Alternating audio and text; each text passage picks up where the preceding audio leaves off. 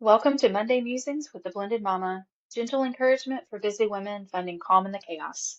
I'm Teresa, and this is a quiet place to pause at the start of your week. No pressure, no productivity lecture, just a few minutes of perspective and one small step you can carry into the days ahead. I'm so glad you're here. Now, today we're going to be talking about something that has really kind of quietly changed the way I run my home, my planner, and even my business. Make it easier, not necessarily prettier. Now, this idea has been shaped in part by reading The Lazy Genius Way. It's been part of our book club this year. Such a great book. Cannot recommend it more. But especially today, we're going to be talking about the principles around setting house rules and putting everything in its place. But honestly, it's something I've been bumping up against for years because, I like things to look nice. I appreciate a pretty system, color coded, coordinated, styled. Pretty doesn't always mean functional. And functional is what actually reduces friction. So here's what I've noticed at home. If I don't clearly set a rule, like cups don't live in bedrooms, guess where the cups end up? In the bedrooms. If I don't define what clean up after yourself actually means, then clean becomes interpretive. Shoes get dropped wherever, book bags land in the kitchen, and I'm fairly certain my entire small spoon collection is hiding somewhere in the kids' bedrooms. And when the vacuuming happens, whoo, friend, objects just stay in place. The vacuum just goes around them, right? Like that's all it's supposed to do. Chairs, they're still planted firmly on the floor. Couches, let's not talk about what's underneath those. It's basically sand piles and probably dog toys and cat toys. It's not malicious, right? I don't think it's intentional, but it is definitely undefined expectations. And undefined expectations create friction. When I don't decide what done looks like, I get frustrated. Not because my kids are incapable. They're great kids. They are perfectly capable of doing a lot of things. But it's because I never made it easier for them to succeed. If it matters, we need to define it. If it belongs somewhere, we need to give it a place. Not because we want perfection, but because we want less friction. And let's be honest, I don't need my pantry to look like a Pinterest board. That's never going to happen. I do, however, need to be able to find the pasta. Pretty might get attention, but easy reduces stress. This kind of goes back to my craft cart that we talked about a while back. When my supplies lived in piles under my planner, it was messy, it was frustrating.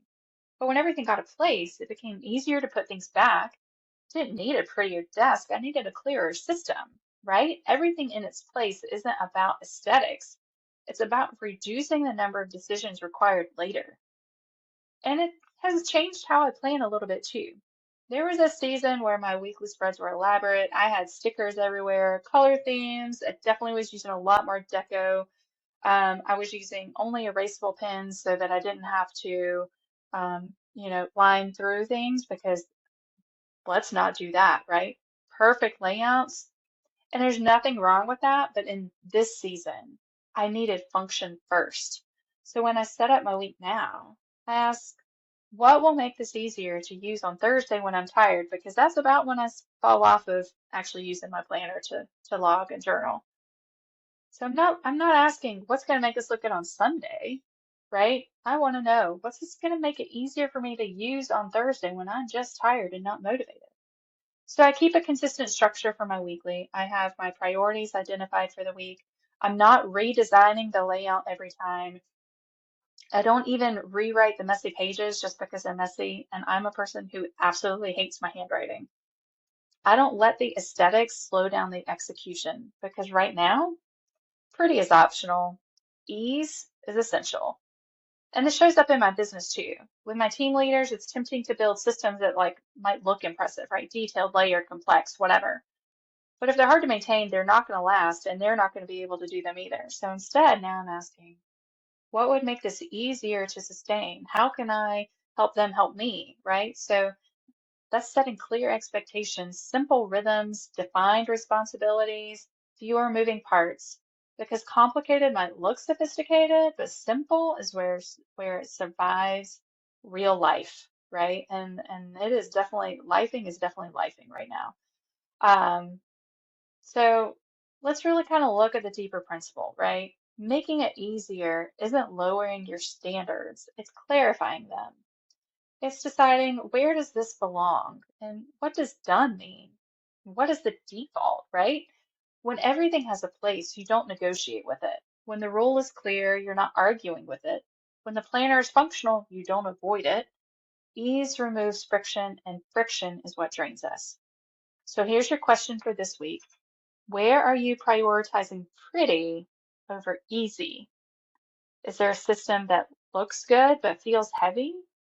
Is there an expectation that hasn't been clearly defined? Is there something in your planner, your home, or your work that just needs a place?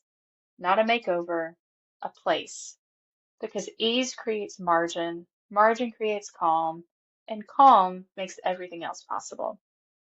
If this encouraged you today, I'd love for you to follow the podcast so these Monday musings can meet you right where you are each week. You'll find links in the show notes to our free online community, information about upcoming book clubs, and additional planning resources I might have mentioned. And if you'd like a little extra encouragement directly from me to your inbox, you can join my email list there as well.